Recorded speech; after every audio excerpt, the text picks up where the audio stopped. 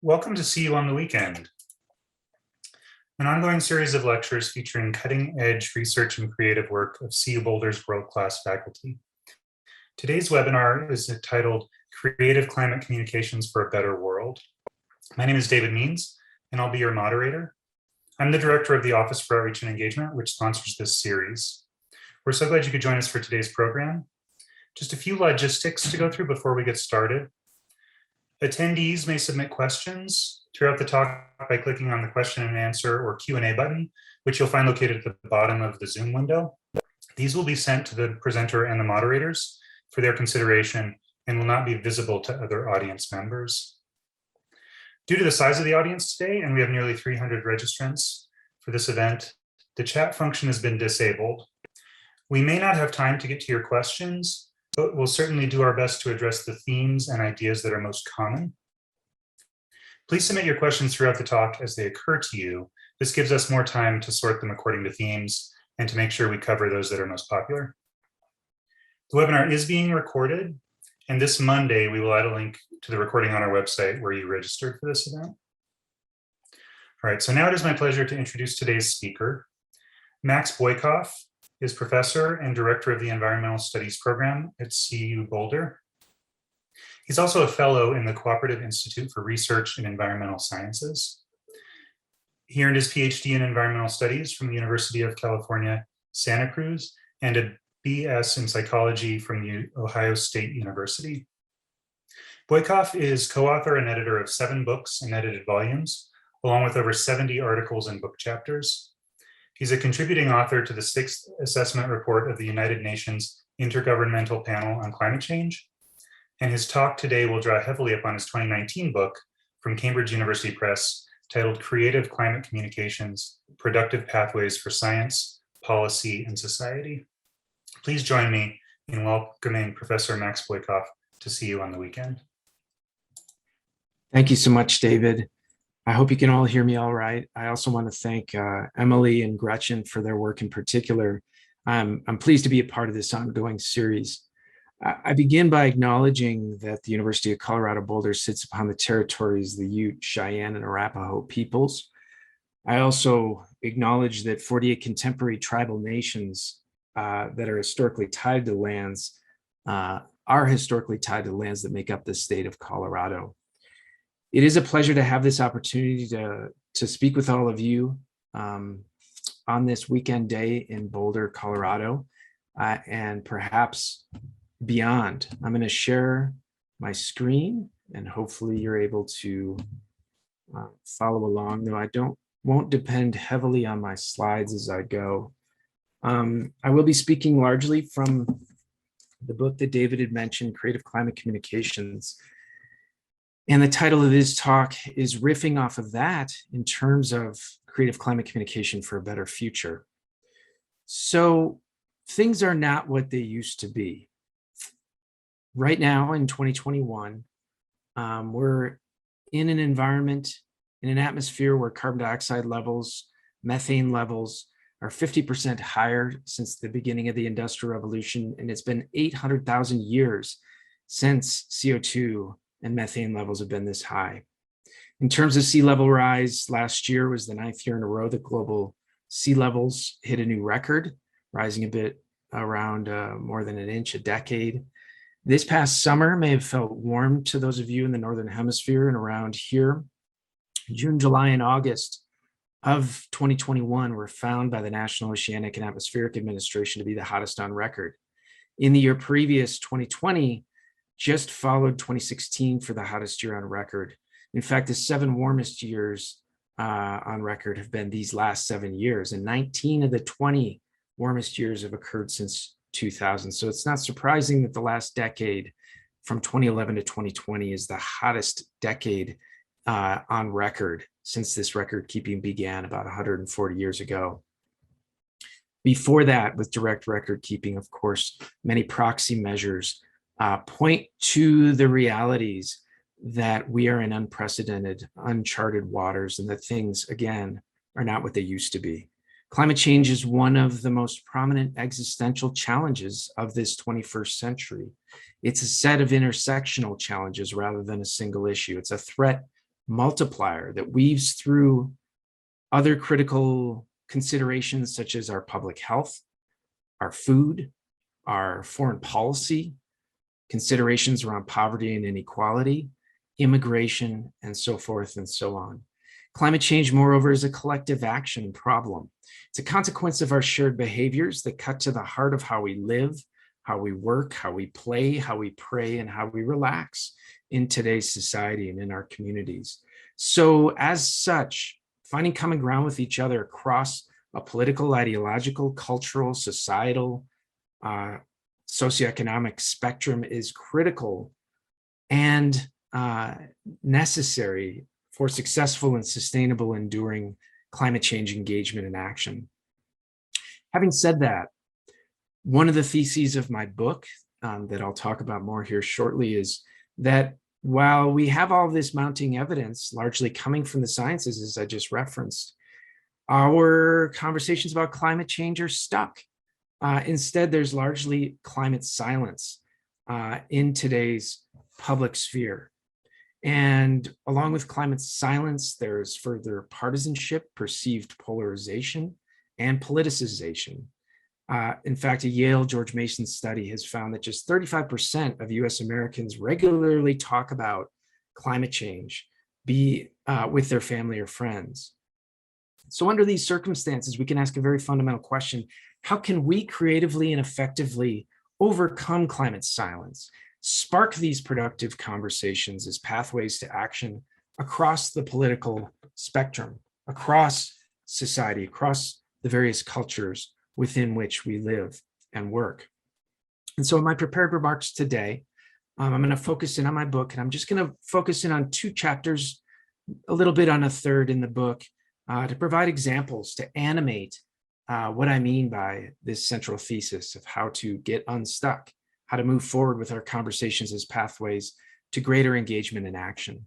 I'll be talking about first climate advocacy and activism, largely from academia, from where I sit, and provide my perspective, and also share with you some research that I've done, as well as how that feeds into a great deal of research going on in the social sciences to examine how this plays out through not just engagement in the now, but also intergenerational engagement. And second, I'm going to talk about creative pathways to inspire conversations through comedy and through humor. And this will point to work that I have ongoing here at the University of Colorado with a colleague in theater, Beth Osnes, and with some other colleagues, Rebecca Safran in ecology and evolutionary biology, as well as Phaedra Pizzulo, who's in the Department of Communication. So I'll talk more about that as I go forward. But to begin, I want to point to the fact that, as I had stated at the outset, that by giving you those figures, I'm illustrating how the dominant ways of knowing and learning about our changing climate come through the sciences and come through science. As I showed you a bevy of international reports, most recently, the Intergovernmental Panel on Climate Change First Working Group report on the physical science basis, we can see that there is this tremendous reliance on natural physical science as a pathway of knowing. This was part of the initial framing of climate change as it moved into the public arena in the late 1980s, where this was identified as a pollution problem. And so consequent policy discussions began with the considerations of how to address those pollution problems.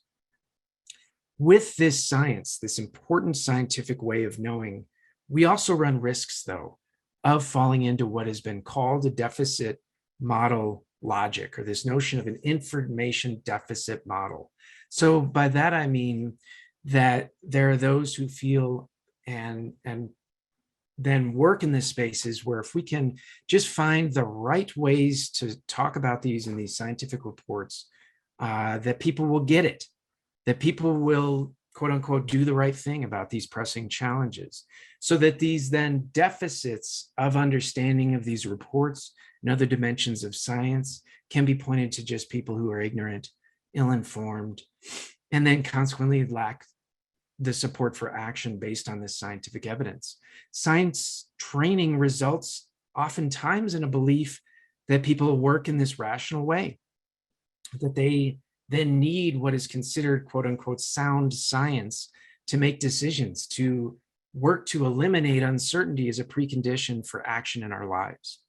So while I firmly acknowledge that scientific ways of knowing provide critically important insights into trends and changes in the climate, part of the work that I'm doing through this book and elsewhere is to say that this is not enough, and to point to research that helps us better understand an expanded way of considering the multiple pathways to learning and knowing about a changing climate. These can include visceral ways of knowing, aesthetic ways of knowing through the arts, emotional ways of knowing, as I'll illustrate through humor and comedy.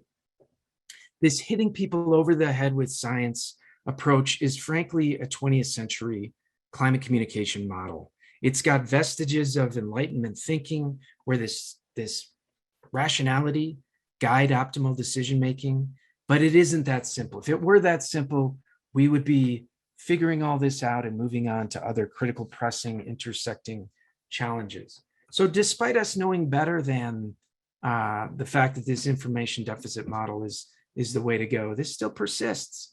These ideas of one's expertise within the sciences, one's legitimacy, one's authority to speak on these issues fuels the ongoing consideration that while we know the deficit model is dead, the deficit model lives on. This is a quote from Brian Wynn, who's a science and technology studies scholar. This seemingly contradictory phrase is just a point to the fact that despite that we know better, we still follow these same patterns of process and communication to try and put forward that next report in order for significant action and transformation to take place. Within the social sciences, one of the more prominent and respected scholars, Suzanne Mosier, has said that providing information and filling knowledge gaps is at best necessary, but rarely sufficient to create active behavioral engagement. And to add to this, the notion of sustained behavioral engagement is very important.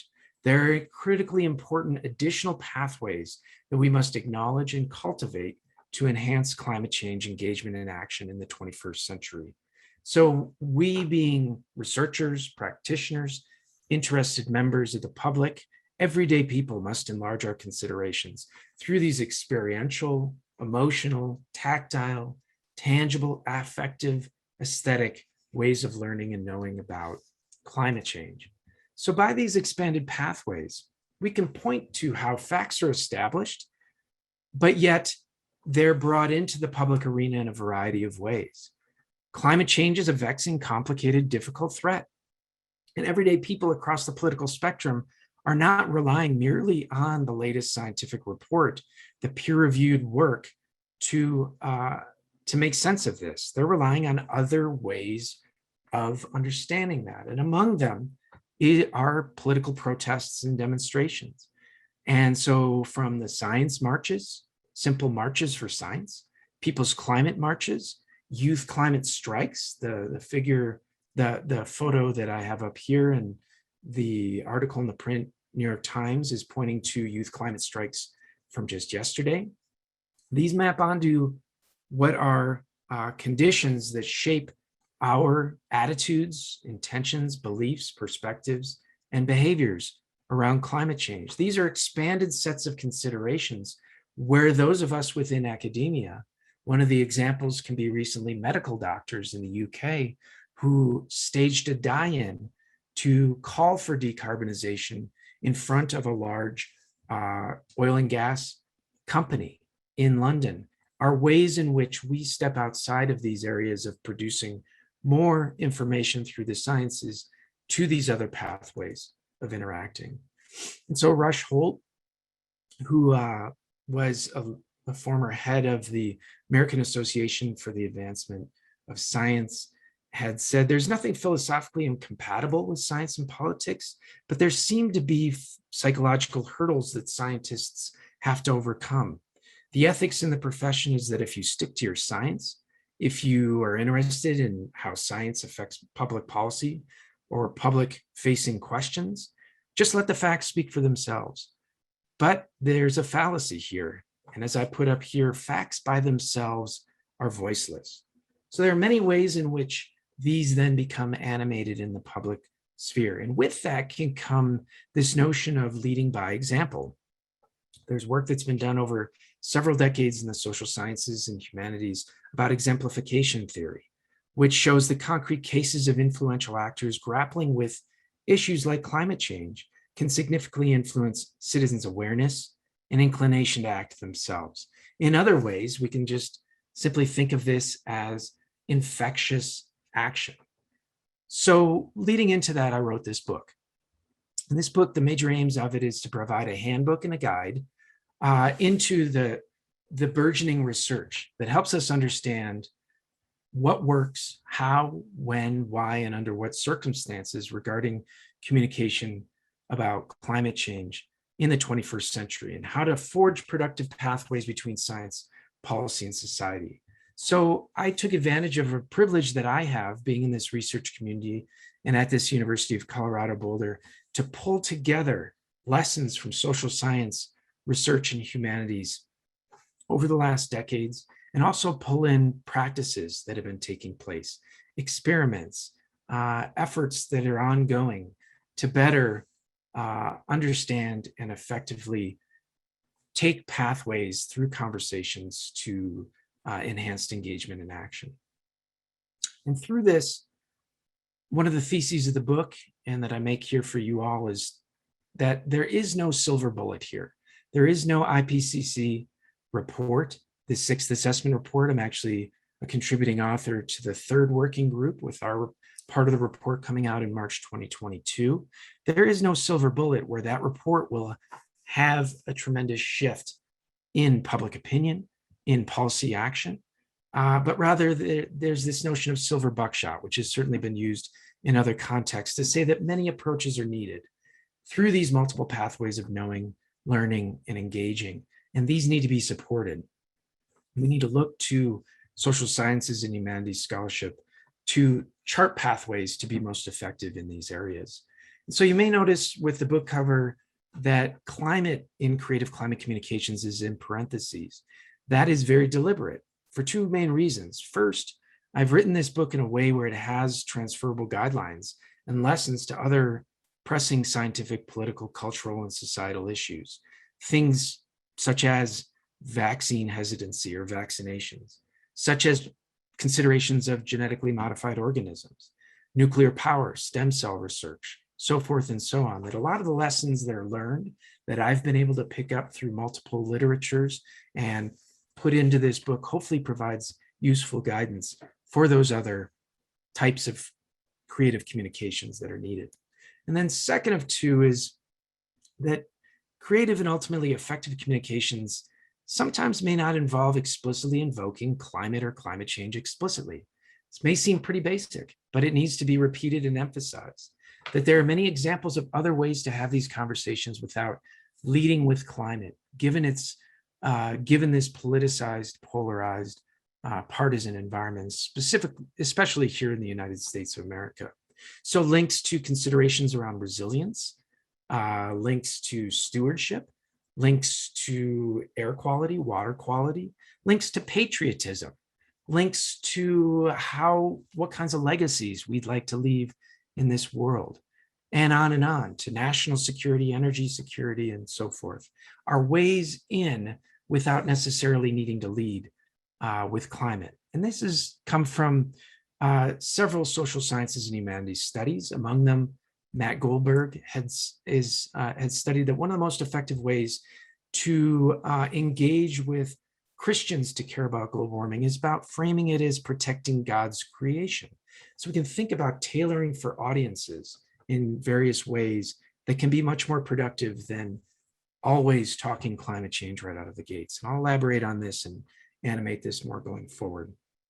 So part of this argument, though, is that by always insisting on leading with climate change, some approaches are tone deaf about what might be the most appropriate in certain contexts, that then these commitments to speaking about climate change all the time can actually undermine communication goals of engaging and inspiring citizens across a political spectrum to take action on climate change. Now, by no means do I mean to suggest that we shy away from the issue. Rather, it means that we need to smarten up and be more creative about the ways in which we find common ground on climate change in the 21st century. And so this is very difficult, but we have pathways, we have guidance, and that's what I try and provide through this book.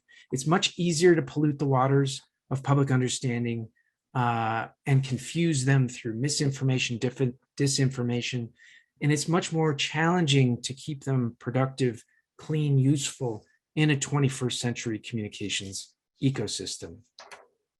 So one of the two examples, the first of which coming out of chapter 6 of the book, is around academic climate advocacy and activism. I examine different flavors of climate advocacy in today's highly politicized communications environment. But here I argue, based on social sciences and humanities scholarship, the researchers still have a vital and legitimate role to play in advocacy and activism, and that a reorientation is critically needed for current and future, the next generations of researchers as well as citizens, especially in these what we consider at times post-truth times, that scientific approaches can be seen as left of center, motivated by left of center work. This has been documented by Stephen Lewandowski and many others, that has impeded trust around information, facts, and knowledge. This has inhibited ability to then engage effectively across political spectrum in the public sphere. This is actually also then foreclosed on potential pathways to action.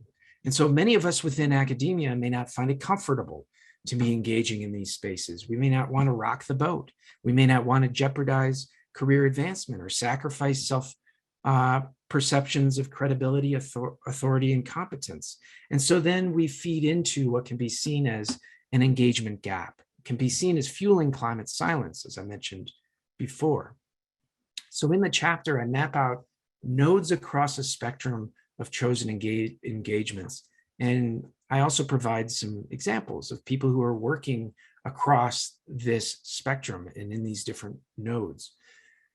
To point out for you, the first type of advocacy, type 0 advocacy, really can be just seen as those who choose to stay away from any semblance of advocacy. Sometimes it's disinterest in engagement. Sometimes it's because they're confused about their perceptions of how they'll be received. Sometimes it can be reticence of this 20th century tenure promotion process. The second part of a node across the spectrum, though, that I map out is type 1 advocacy, which is advocacy for scientific evidence.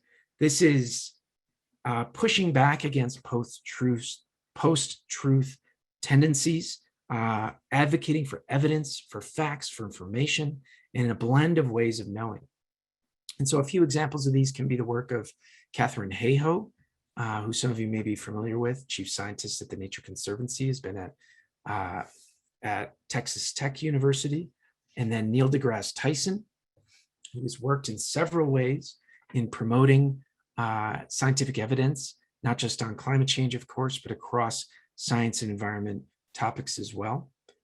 Those can be examples of that kind of type 1 advocacy. And then the third type, the node that I map out, is advocacy for particular policy outcomes. So that can promote particular decisions, such as particular advocacy for certain environmental policies or legislation, or even parties based on evidence ascertained. And there is this movement between type 0, type 1, type 2 advocacy. And this is not to denigrate any particular form of advocacy, but to better recognize that there is this spectrum. And one of the challenges that we've faced is that in these contentious environments, there's a conflation, and then there's a consequent denigration of any form of advocacy and activism seen as negative. And so while our realities are messy, while I challenge this notion that is the information deficit model, that is that we are rational actors, our lives are messy, we're living in contradiction, and that we are working with in our professional lives and embodying our passions as well. And so we are on a daily basis facing these contradictions as we choose different ways to engage. The third example of advocacy for policy outcomes can be somebody like James Hansen, who had been often in his professional life working as the NASA Goddard Institute for Space Studies head, advocating for evidence and facts, but then in his retirement has moved towards advocating for particular climate policy interventions. And so with this expanded set of considerations around advocacy and activism, we can rethink our roles as scientists, as researchers, and our responsibilities within society. So to quote Jane Lubchenco, who's the Deputy Director for Climate and Environment in the White House Office of Science and Technology Policy, she had previously been the chief of the National Oceanic and Atmospheric Administration, a professor at Oregon State, and many other positions. But when we rethink these responsibilities, we can more capably confront environmental challenges as they relate to climate change, public health, security, social justice, and the economy. She has put forward a set of challenges over many years about a social contract for the scientists, for science, through the engagement in society for academic researchers. And so the work that some of the research that I've done to produce within this book and research that I've relied on is helping provide that solid ground, helping further bolster this argument by Jane Lubchenco. So among that work, with former PhD student David Unk here at the University of Colorado, we had surveyed natural physical scientists and social scientists, from professors to postdoctoral researchers and graduate students. And among our findings, we found that younger respondents were more likely to be compelled to change by somebody who is seen to have a smaller carbon footprint. Among the many findings that we had as well is that we also found that the effects of age differences were stronger than differences between, say, natural, physical, social sciences, and whether one is a postdoc or a professor. That's to say that again, these times are changing and things are not what they used to be. So our work is built upon ongoing work by many others, including John Kocher at George Mason University, that found that advocacy does not sacrifice legitimacy in the public sphere. It also is built upon critical research by Shazeen Attari at Indiana University about how one's perceived carbon footprint impacts how others take up their advocacy. And so with that, she's found that smaller footprints lead towards greater take up, but you can take that too far. By acting too perfect, by being too perfect, she calls it do-gooder derogation. I think of this as greener than thou blowback, that we need to point to the contradictions that we live in. She finds that by sharing those contradictions and sharing the ways in which we are all facing these challenges in society, addressing climate change, and also working within our institutions and architectures is a way forward, as well as through exemplification theory of effective advocacy and activism from academia. Now, as I make these statements and talk about this piece of that work, there is also several reminders within social sciences and humanities work that points out that we can fall into other traps of over individualizing issues that are fundamentally failures of institutions and collectives, as well as falling into the trap of thinking that this is just about communicating with each other rather than the disinformation and misinformation campaigns that are underway. So by that, I mean, in the first case, that corporate activity, carbon-based industry, and their roles in these processes dwarf what we do in our individual lives. While everything counts, there is definitely that political economic dimension to this work when we talk about a changing climate.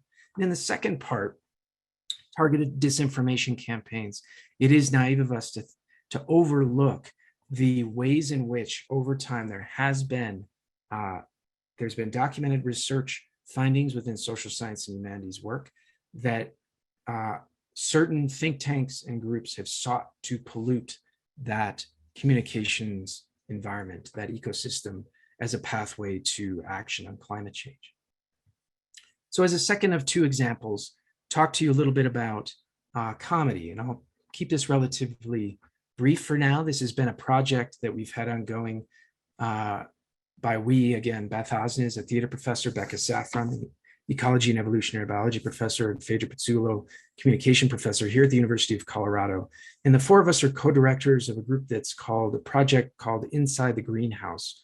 So we've been working with students over the last 6, going on 7 years now, to expand these spaces of learning and knowing beyond the scientific work that they study within their other courses and actually engage in creative ways. So we've done that in these productive ways through humor. And we found that historically humor has been underutilized on climate change. It's certainly through history been a very important piece of forging multiple truths, multiple ways of knowing, exploiting cracks in arguments, wiggling into, poking, prodding, making a nuisance, drawing attention to hypocrisy, to falsehoods or pretentiousness, but its application to climate change and communications as a pathway to enhanced engagement has been limited. This is changing over time. And so in the book, in this chapter, I am documenting some of the great work that's coming out from several scholars in these arenas, including what we're contributing here at the University of Colorado. So by engaging through comedy and humor, it provides another pathway and it changes some power dynamics that one need not get an advanced degree and speak through the sciences and through the peer-reviewed literature to then find voice for your perspectives and your concerns, as well as your hopes and aspirations. And so this is a way to more effectively provide pathways for, say, for instance, students at the University of Colorado, and you can see some examples of them and some of the performances that we've had here at the University of Colorado over the years, as a way to overcome their own fear, their own sense of doom, and find that inspiration, find that hope, find that connection. And so to give you an example of this work over those several years, we, Beth Osnes, chiefly partnering with Chuck Nice, who is co-host of Star Talk with Neil deGrasse Tyson, among many other projects that he's involved in. We worked with 15 working professional comedians and 44 of our students at the University of Colorado and put together veritable writers' rooms, working with these comedians to develop content for a show that we aired on Earth Day in April of 2021. And this has been part of an ongoing set of what pre-pandemic were live performances on campus, and then pivoted into this virtual space to help interrogate ways in which comedy can effectively open up pathways to new audiences, to new sets of considerations, and to the range of emotions that one can feel when considering the challenges that we face. And so there is this social function. There is power of comedy to lubricate these sites. These can be sites of subversion as well as sites of distraction. And part of the interrogation and the research that we've done associated with this is to examine how there can be this risk of trivializing what can be critically important ways, but there can also be the possibilities of squandering opportunities to find that common ground through pointing out these falsehoods or these incongruities or these contradictions within which we live. The way in which we've tethered this is that students and then the professional comedians with whom we've worked have had to tether their comedy performances to one of many considerations around solutions, from the individual to the collective, to address climate change. And this has opened up these spaces for these reconsiderations of how we engage with different audiences. And so from that, with our live performances, working with our students, providing these spaces of empowerment, we've also done a considerable amount of research now through participant surveys, through audience member surveys, through content analysis of performances that have been put together by professional comedians, by students themselves, and finding that comedy can enhance awareness, can enhance one's sense of feeling effective, and can enhance one's sense of tapping into emotion and affect for more effective problem solving. Within this, we've also found that content and context both matter. The claims makers themselves, as well as the messages and the claims that they make. And so it can increase these feelings of accessibility from different audiences that otherwise may be alienated from other pathways, say through the sciences or even through more aesthetic fine arts ways of knowing about a changing climate. This is decidedly an incomplete project. If those of you are on the line, you may have seen that late night comedy hosts just in the past week have taken up this mantle as part of Climate Week in New York City and have been experimenting in their ways now too, scaling up this experiment of opening up new pathways for discussing climate change as a measure and a step towards enhanced engagement and action. So together, I'm just going to talk briefly about where this book takes us. And so the figure that I have here actually shows the increased heat content in the upper part of the oceans, showing that this has gone up. And it again relies on scientific ways of knowing to expand into these other areas. But through examinations of social science and humanities work, I've pointed to 5 rules of the road and 5 guideposts along that road. The first 5 together are thinking about speaking authentically to audiences, being aware of audiences and dialogues that you're having, and being accurate as well as imaginative and bold. So in the first 3, it harkens back to a prominent climate scientist who's since passed away about 10 years ago, Steve Schneider. And he basically had said, know thy audience, know thyself, and know thy stuff. So by that he means be aware of your audience, know yourself, be authentic to who you are and what your passions are, and know your stuff in terms of accurately representing climate sciences, accurately representing climate social sciences, as well as humanities scholarship and practices. The other parts are pushing forward the need for the creative dimensions here. And so the 5 guideposts are about finding common ground, tremendously important. Instead of, there's a time and a place to be pointing out and chastising people perhaps, but with this collective action problem, it's much more productive to find that common ground. Secondly, emphasizing here and now is tremendously important. No longer is this a distant threat on an iceberg we'll never see in person with a polar bear we'll never meet. This is happening in our communities and our societies here and now. Third, focusing in on the benefits of engagement. Social sciences and humanities scholarship has pointed to the successes of talking about how we can benefit in multiple ways by engaging with these intersectional challenges around climate change. And fourth of 5, creatively empowering people is tremendously important to expand out our registers of ways of learning and knowing about climate change, not merely through the sciences, but also, again, through these aesthetic, emotional, tactile, experiential ways of knowing. And then last, we simply need to smarten up. That there is a 20th century model of communication which posits that we just need to dumb things down for the general audience. And I encourage us all to flip that on its head. And the research that I document in this book points to the fact that flipping it on its head shows that we need to be very methodical to understand what works, how, when, under what conditions, to smarten up the ways in which we're seeking to find that common ground and meet people where they are.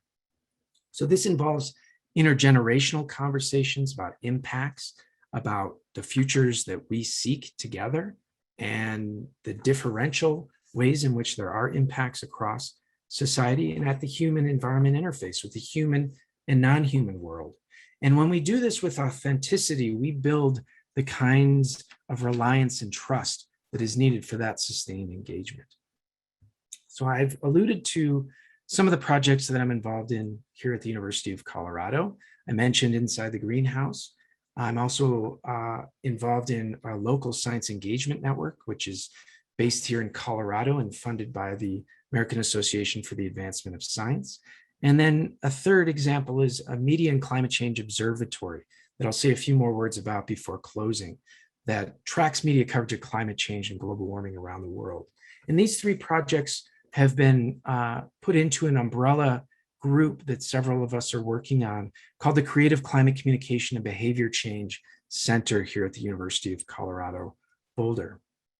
So with that third example of the Media and Climate Change Observatory, this has basically been built over the last 15 years now, where we as a group of over 24 team members at 10 universities and institutes across 8 countries, but based here at this hub in the Cooperative Institute for Research in Environmental Sciences, or CERES, here at the University of Colorado. We track nearly 160 sources across television, radio, and newspapers in nearly 60 countries in 13 languages to provide a perspective month to month on what are the ebbs and flows of media attention to climate change. And so we have 25 open source data sets that we make available on our website in partnership with CU Libraries, with our shared commitment to open source materials.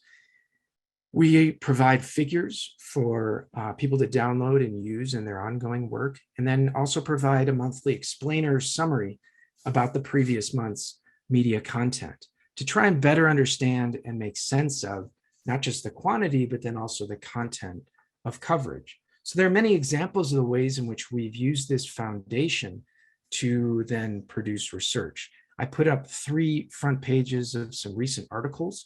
One of them is work that we've done collaboratively with several institutions, that is work that is published in the Lancet Medical Journal, looking at the intersections of climate change and public health. A second example is a publication in Lancet Planetary Health, where a subset of our team, our Media and Climate Change Observatory team, looked at how media coverage of climate change compared and contrasted with media coverage of COVID-19 in the first year of the pandemic.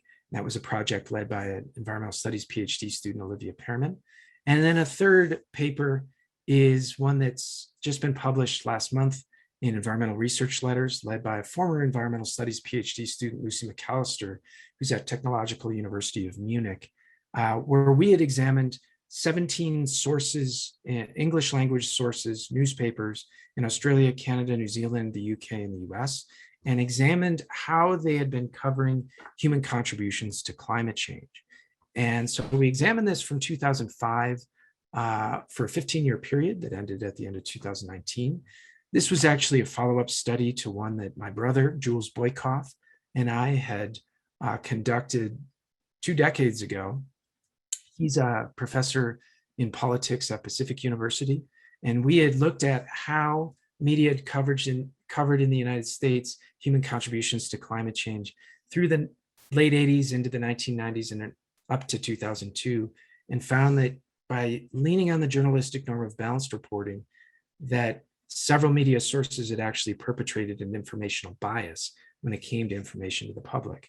So this follow-up study and expansion had then looked across 17 sources.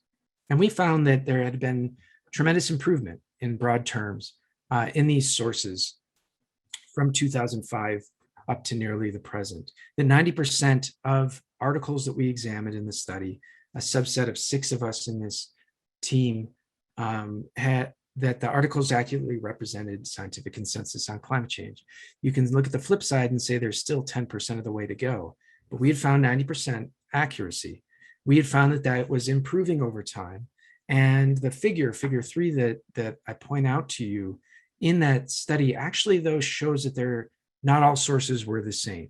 And 3 of those sources were actually quite less accurate in their coverage than the others. And those were Canada's National Post, Australia's Daily Telegraph and Sunday Telegraph, and the United Kingdom's Daily Mail and Mail on Sunday.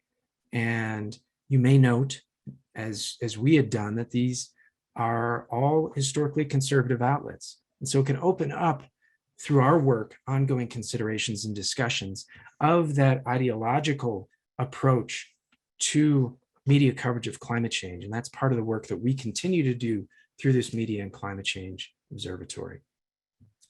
So to wrap up as sort of conclusions at the moment, I ask the basic question rhetorically and to you all: do our responses to date meet the scale of the challenges associated with 21st century climate change? The very short answer is no. But can we create better futures. Can we change that path? The answer is an emphatic yes. And there's been a great deal of research in social sciences and humanities that I've been talking about, as well as practices within our shared communities that is pointing to those better futures for us all, for those who have been socioeconomically, historically disadvantaged, and pointing to ways to change institutions and architectures for a better future for us all. So things are not what they used to be. If you actually are younger than nearly 37 years old, you haven't lived on this planet with a cooler than average month across the surface of this earth. But the good news is that we can make changes every hour, every day, every month, every year of our lives. And that comes from the way in which this cuts to the heart of, again, the way we live, work, and function in society, and the food we eat, how we choose to travel, the clothes we buy and wear, and so forth and so on. So I want to leave you with 5 practical takeaways. So the first of which is, while always considering context, that we need to be thinking about talking about climate change. So we can talk about that again, as I mentioned, creatively through other, we can keep that implicit and talk about it through other connected issues, such as legacy and resilience and security and so forth. But we need to be having these conversations with our family and friends, and we need to be listening to each other. We need to be listening to other perspectives coming from different vantage points within our culture, society, our politics, ideologies, and having open conversations and dialogues. That these are the vehicles for enhanced communication engagement and engagement that can cut through the clutter of partisanship, of polarization, to meet people where they are, to find this common ground, and to then forge a missing middle ground that we may be able to foster when we work towards better futures. And so when we have these respectful, open conversations and dialogues, we need to then scale up and join groups, amplify our voices, and acknowledge that these are collective action problems. That climate change, when it becomes, again, and when we fall into that trap of considering it the sole responsibility of an individual, in place of government, in place of regulators, in place of corporations that might affect significant policy changes, we are actually squandering many opportunities. We are actually missing ways in which we ought to scale up and think about this at a broader societal level. And the fifth and final part of this then is working towards systemic change. This is not a political statement that decarbonization is on the horizon, that our economics, the way in which businesses are behaving in today's economic environment, is pointing to the fact that decarbonization is not an if, but a when. That said, progress does not happen on its own. Rather, it requires multi-scale, from individual to collective, struggles with sustained endeavor. And things are made, but not found. And that's very important. Quoting Stephanie Rutherford, a geographer, that therefore things can be unmade and things must be made differently and better going forward. And so with that, I thank you very much for your time. And I do believe we still have nearly 40 minutes for a conversation. So I will stop sharing my screen and I will stop talking at you and welcome a discussion. Thank you so much, Max. So we will turn to a discussion portion now. For folks who have their hands raised, just to clarify, we actually don't have the functionality in this Zoom webinar set up to unmute participants. So the way that we will be doing conversation is through the Q&A function. So please submit your questions through the Q&A, and then we will be grouping those and I'll be posing those to Max for responses.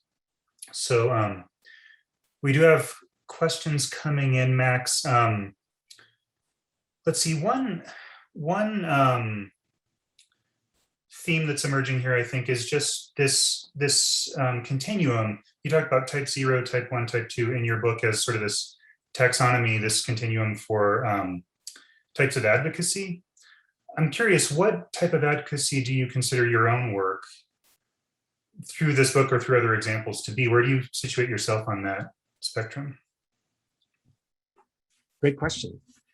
I like to think that I'm doing my work largely in around that node of type 1 advocacy, advocacy for evidence, advocacy for information, advocacy for truth or truths, advocacy for facts. Now, we are complicated humans, and so that's why that's a spectrum. And so there are times in my professional practice and in my personal life where, based on those facts, that information, that evidence, that I can start to evaluate then certain policy dimensions, and I can be part of a type 2 advocacy. But I think that my strongest role at present, and this can change over time, strongest role at present is to focus in on that type 1 advocacy, again, across the spectrum. It's not separate little boxes.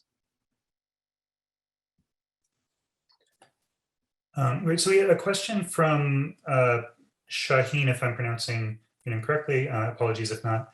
I'll read this one verbatim just to make sure I don't misrepresent the thought here. This is such an amazing talk. Thank you infinitely. I've had the pleasure of speaking with academics and professionals who consider themselves to be radical activists. Many have expressed concern with advocacy as too reformist and not revolutionary enough. Could you speak to the pros and cons of that revolutionary/radical spirit of political engagement that some folks take on in their activism and organizing work? Great question. In the work that I've done, I have not passed judgment on different approaches that groups take. And I in fact, advocate, in fact, the sort of basic thesis of the whole book is that there's no silver bullet and this is silver buckshot. We can extend that to thinking about different approaches through advocacy. And so there are certainly reformist measures that are in contrast at times with more radical, and as the question indicates, more revolutionary changes that are advocated. And that's fine. I think it's, in fact, part of the richness of public conversation, and to then expand the spectrum of possibility through engagement and dialogue with these different perceptions of not just what is, but what ought to be, is critically important. And so, while people are very ready to dismiss other advocacy approaches based on their own preferences and predilections, that's not something that I'm doing in this book. This is actually a way of mapping this out to hopefully create more solid ground for people to do the work that they choose to do as individuals and in collectives. And so, as I finish this talk, I'm talking about systemic change, and I'm talking about decarbonization. And to some that may sound radical, that may sound revolutionary, but to others who have been working in these spaces, it's kind of still reformist. And so that's to say that also the way in which somebody portrays others' advocacy can be based on their own perspectives and their own attitudes as much as what that person is doing. I hope that answers your question, Shaheen, or feel free to ask follow-up if you want me to dig more deeply into that. So, yeah, and we can.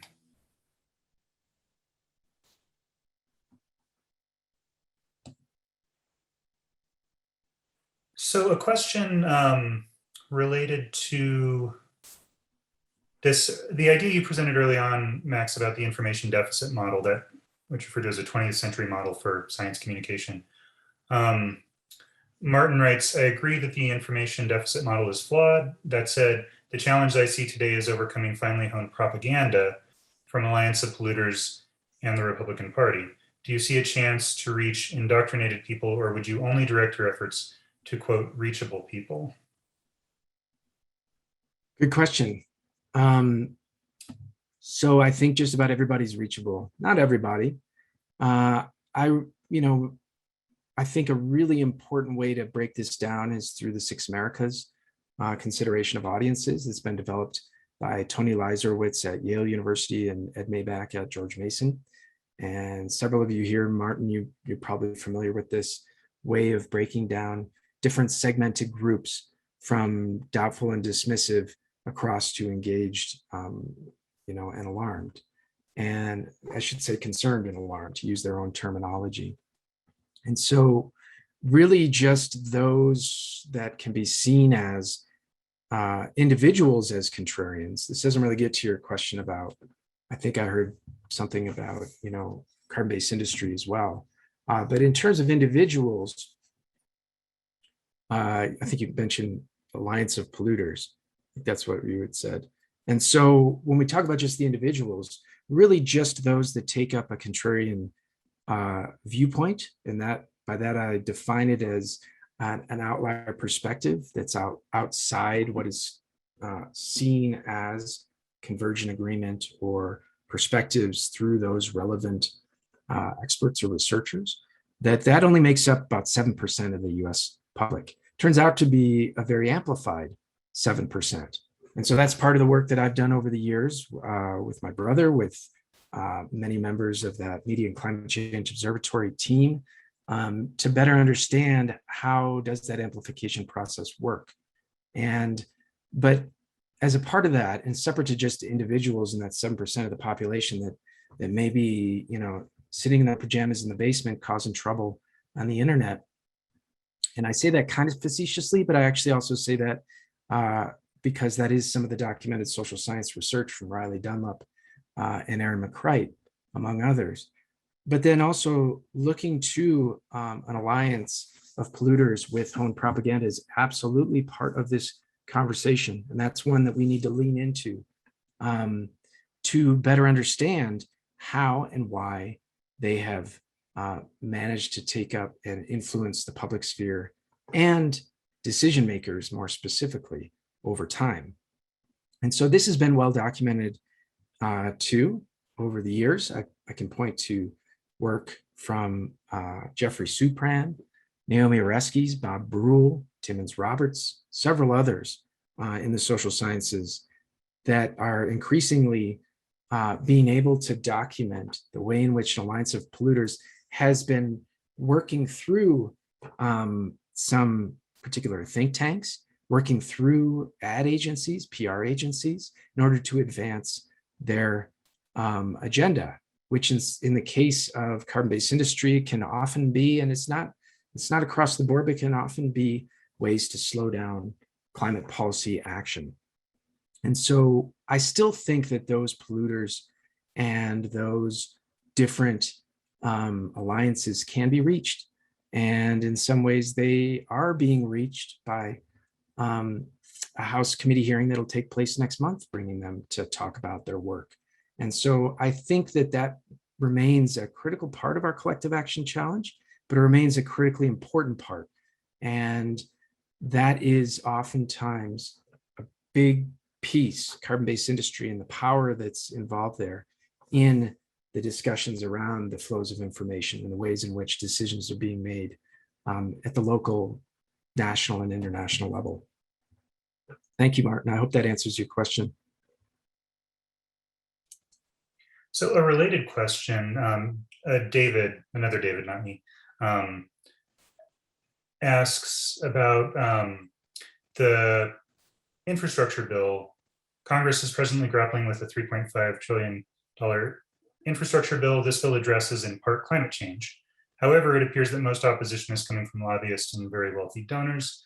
How do we overcome these obstacles? You've spoken, to that somewhat in the previous response, but speaking to this particular piece of policy, and within that context, is there anything to add? I could speak for quite some time about various dimensions of that. Thanks, David, and thanks, David, for the question. I mean, as we can see with this large infrastructure bill and several of the pieces of legislation that connect up with climate change, that this then tugs at industries within certain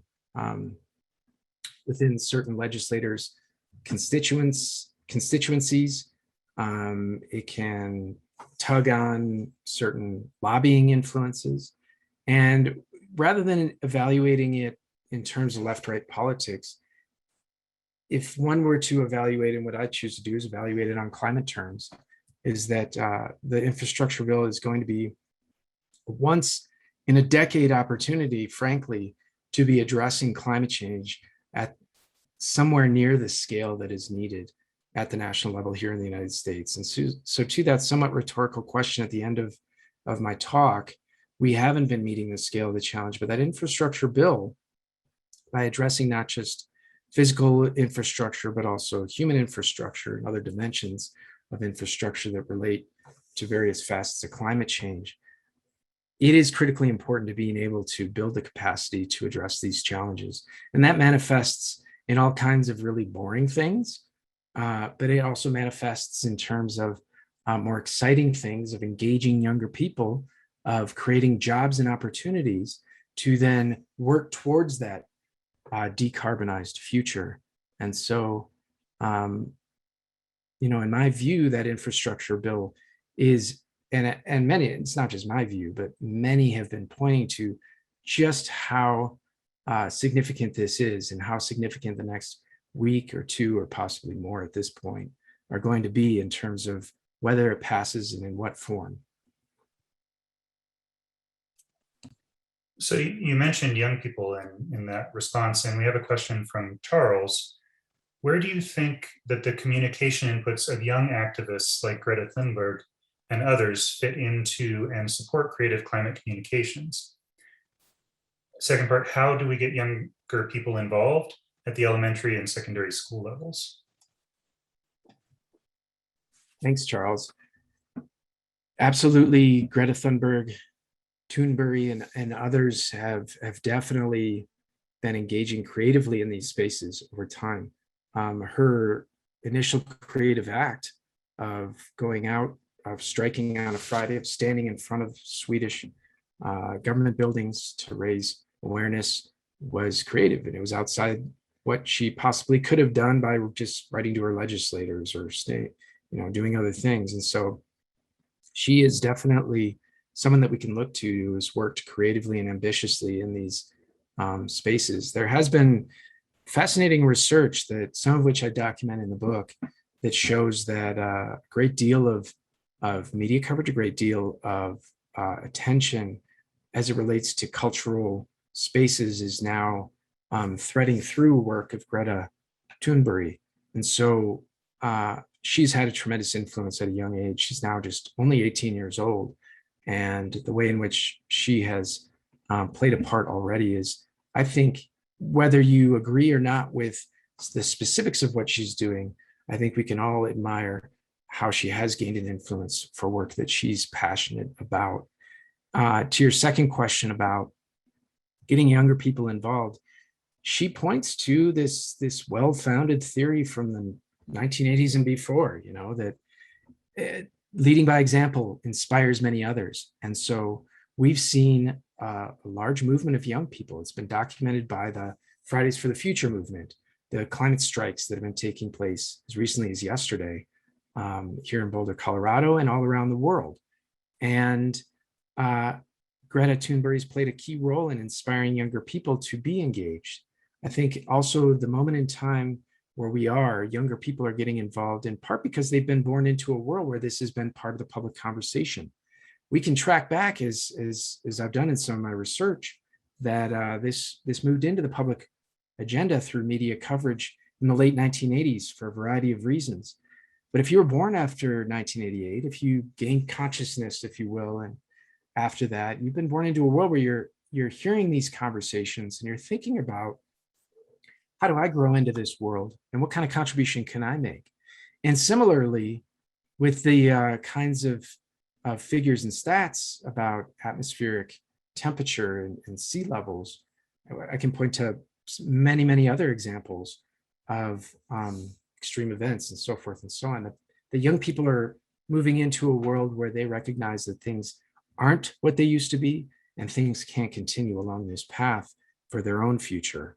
And so there's been a great deal of polling research showing that young people are increasingly involved taking action, stepping forward. And Greta has provided, a wonderful example of that, irrespective of the specifics of what she advocates for. And then on maybe the last part of it, just how do we get more people involved? There is work being done. I'm glad to say it captured some of it in the book that I've written, but work that's being done around the country, around the world, to build climate change into curricula throughout K-12. There is work that's being done to talk about the intersections between these challenges and many others that are already taught in schools.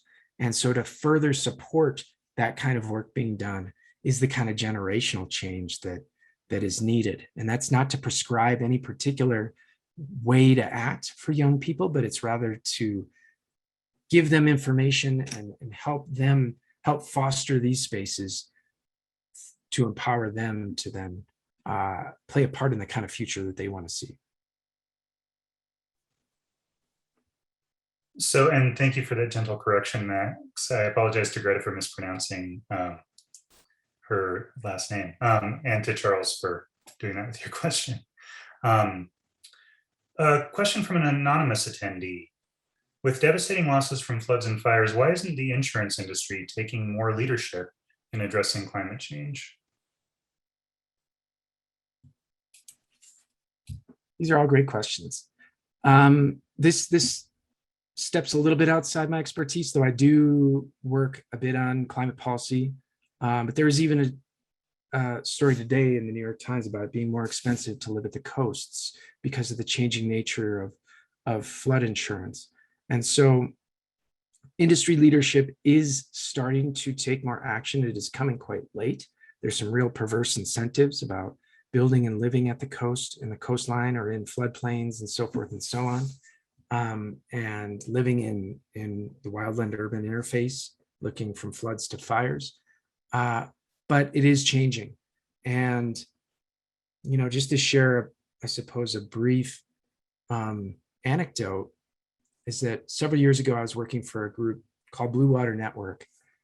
It was 20 years ago, a group out of San Francisco. And at that point, I was working more in type 2 advocacy, advocating for a particular assembly bill, PAVLI bill, looking at tailpipe emissions in the state of California, and calling on the California Air Resources Board to take greater action in regulating those. And one of the groups that I was seeking to make inroads with was insurance, and then also reinsurance, which is the insurers of the insurers, and talking with many folks. And back then, 20 years ago, there was acknowledgement of these intersections. It is, it is a bit like that adage that one would have liked to have planted that tree 20 years ago, but the second best time to do it is now. We're starting to see these insurance companies in a more coordinated and consistent way, taking action, changing these what had been perverse incentives, advocating for moving out of these floodplains and wild and urban interfaces. But there still is a tremendous amount of work to do. And that's one of the takeaways too from what I've presented here, is that while we have accomplished some things, we've got a lot more work to do. And that absolutely involves the insurance industry as an important economic part of our conversations.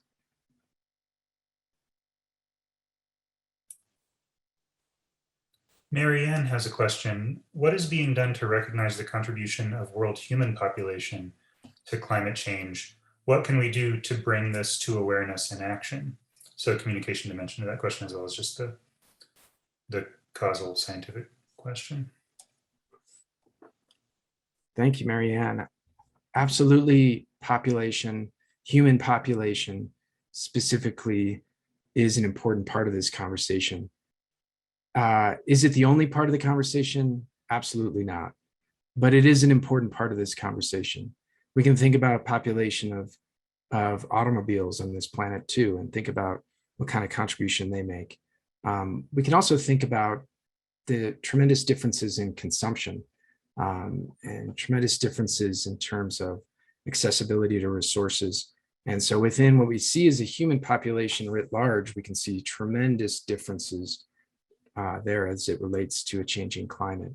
But I do think that if we don't consider population among a set of considerations such as consumption, such as different practices that we take part with and not in, that impact and influence and are affected by the non-human world, we are just having a partial conversation. So I think, Marianne, to your question is that what can we do to bring this to awareness and action is continue to talk about population as a human population as a component of a larger set of important considerations going forward.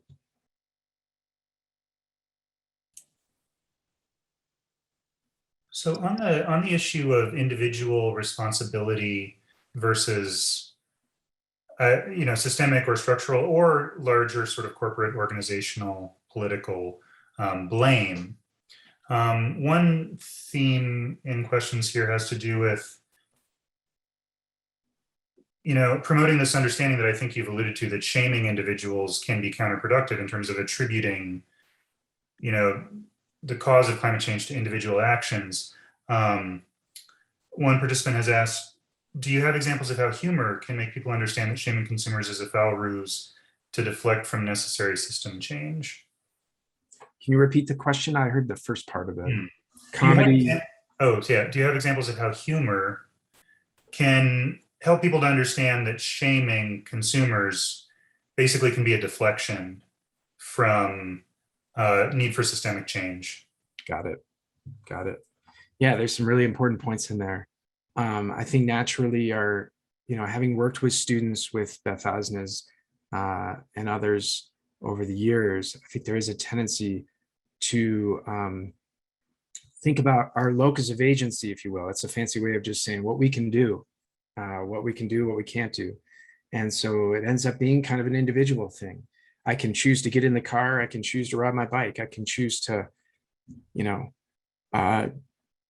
source my power from whatever, or I can mindfully try and source it from renewables and so forth and so on. But if we focus too much on the individual, we overlook these larger collective challenges. And so one of the things that Beth and I had done with our students from year to year was to challenge them to think outside the individual. And so if you go to our website, insidethegreenhouse.org, and you start to click through the comedy project itself, we actually have hundreds of examples of experiments that we've done with our students, of performances that have played with that. And I think the most recent show that I mentioned, the 2021 comedy show with 15 professional comedians, they were playing with that movement from individual to collective as well. And I think there's a great amount of experimentation, and that is really a way to effectively reach people with a conversation that I think otherwise sometimes doesn't really quite stick or resonate with people. If you think, you're trying to tell people, don't just think about it as an individual because this is a global challenge, but everything matters. So everything you do as an individual matters, but think about the larger story. It can start to just feel alienating and it can be paralyzing. But through humor, we can point to the contradictions that we share. And Beth Osnes actually coined this term, good-natured comedy, which really is about poking and prodding at these nuisances and incongruities in our lives about how we can't address this effectively as individual, how we need to be working in collectives. And so those are, I think, really effective pathways. So while I heard your question, I think you also made, I thought, a really good point and put forward good insight in that humor can help us advance that way for people to reflect on the challenges from the individual to the collective, to the community. A couple of questions have to do with your book, Max, that you're drawing upon for this talk. One, maybe straightforward, maybe not so straightforward question had to do with the cover art, which was part of your slideshow. Is there any significance to that particular image in terms of the message of the book? Thank you for that question. That it is attributed in the book. The credit goes to James Baylog for the original photograph that was then used on the cover of the book. James Baylog is somebody with whom we've worked through Inside the Greenhouse and in other ways. Many of you may know who James Baylog is, a well-known photographer, filmmaker, who works with scientists and in the sciences. And he had very generously provided the original photograph that is then put into the depiction of a book, or, a, sort of just a notebook that was then designed by Amy Naku-Schmidt.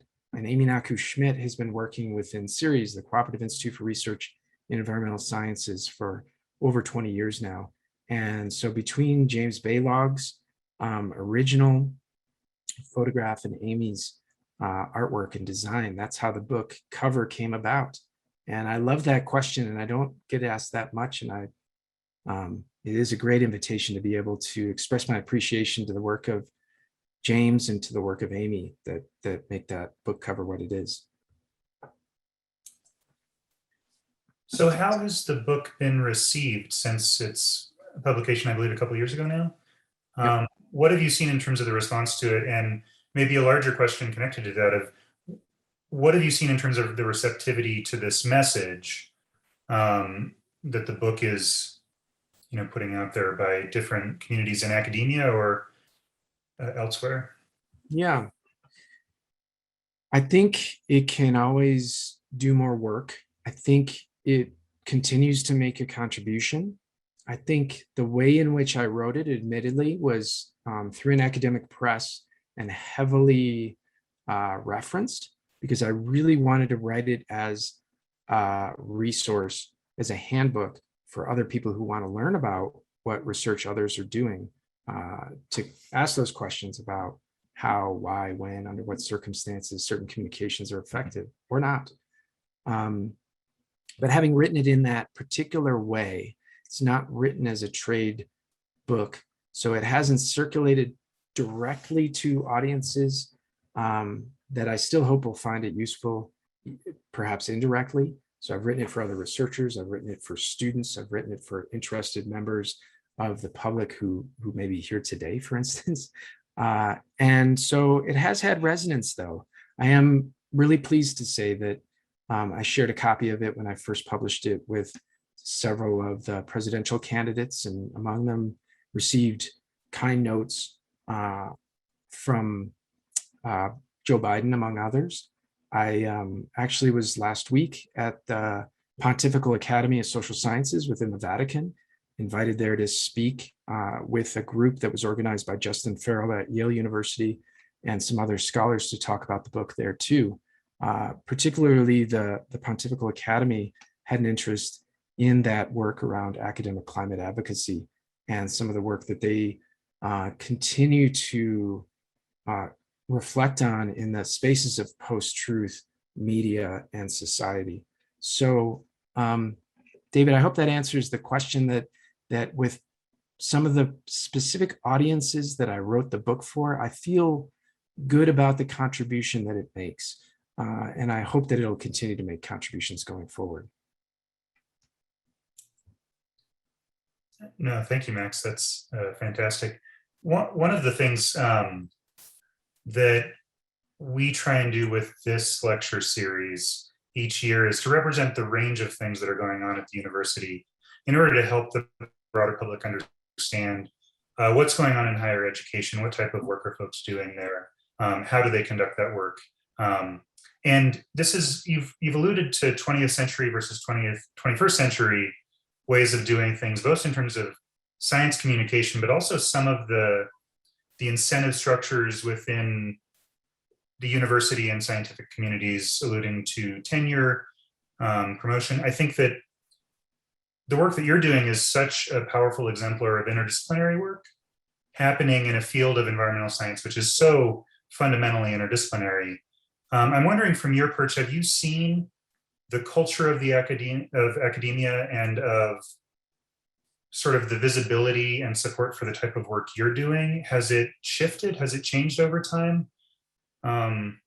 What's that been like from your position within?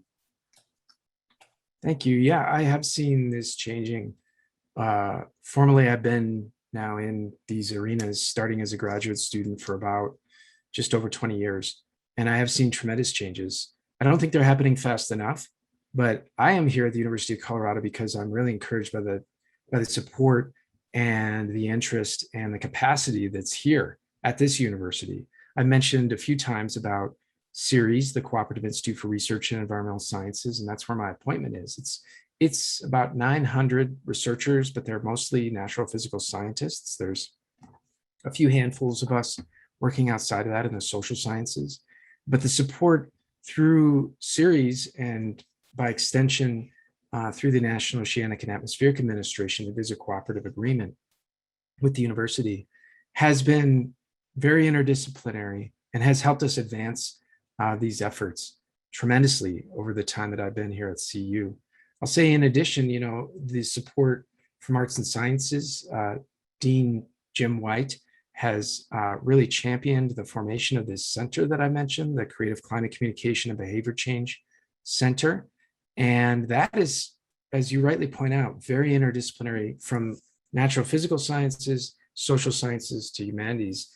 And so the co-directors of that right now are Lee Van Boven, who's a psychology professor, and Phaedra Pizzulo, who's a communication professor, but it involves people all across these arenas. And it's that interdisciplinary commitment, in environmental studies, where I'm currently director, it's a bit of a sort of smaller version of that set of commitments, but it's that interdisciplinary focus that then enriches the perspectives that we can bring in, and it helps us more capably work towards solutions and work not just towards alleviating suffering, but also work towards better futures, as the title of this talk had alluded to. And so it's that kind of interdisciplinary commitment that attracted me to come here in the first place, and that keeps me here and keeps me very excited about being here. Excellent. Well, we're coming towards the close of our time together today, Max. Is there any final remarks, statement you'd like to leave us with, for closing out?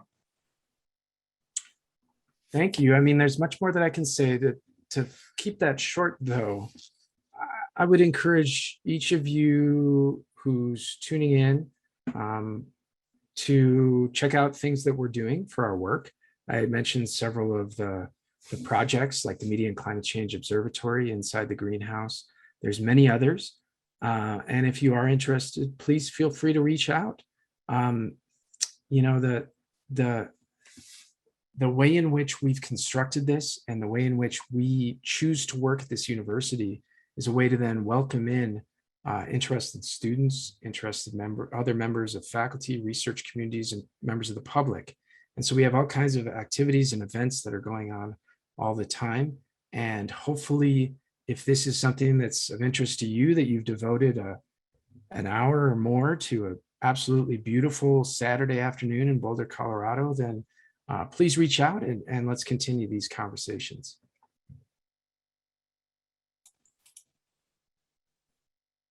Excellent. Well, to close us out, just a few final remarks here. Of course, the first and most important thing is to thank you so much, Professor Boykoff, for sharing your research with us this afternoon. We're incredibly grateful for your time and expertise today, and for the fantastic and just vitally important scholarly work that you and your colleagues are doing. It's a real privilege to have a window into that work this afternoon. Thanks very much, David. I appreciate it. So, and also thanks, of course, to everyone who joined us today for your time and attention, your participation through so many excellent questions. Apologies if we didn't get to your specific question, but hopefully we were able to cover the primary themes of interest. Hopefully you felt like we were able to engage with your interests, even if we didn't get to your specific questions. I would like to appreciate, as Max did early on, Emily Musumeci and Gretchen Minikine, members of the Office of Outreach and Engagement staff who provided support for today's program. You all will receive an email with a link to a short Google survey tomorrow, and we very much appreciate your feedback on this event and this series of lectures. We take that feedback into account when we're planning future events. So please take the time to fill out that survey, and we will make use of it. A recording of this lecture will be linked to online by the end of the day Monday, and you can find this on the CU on the Weekend webpage, which is where you registered for today's lecture. Note that the recording, like the talk today, will be closed captioned, and that's available to anyone whether they were registered for the event or not. This has been the first installment of our fall 2021 See You on the Weekend virtual lecture series. Coming up next on November 13th is a talk titled, Can Humans Live with Wildfire? By Research Associate Professor Hannah Brinkert-Smith of the CU Boulder Institute for Behavioral Science. Be sure to register in advance online. And thank you finally, once again, so much for attending. We look forward to seeing you again in the future.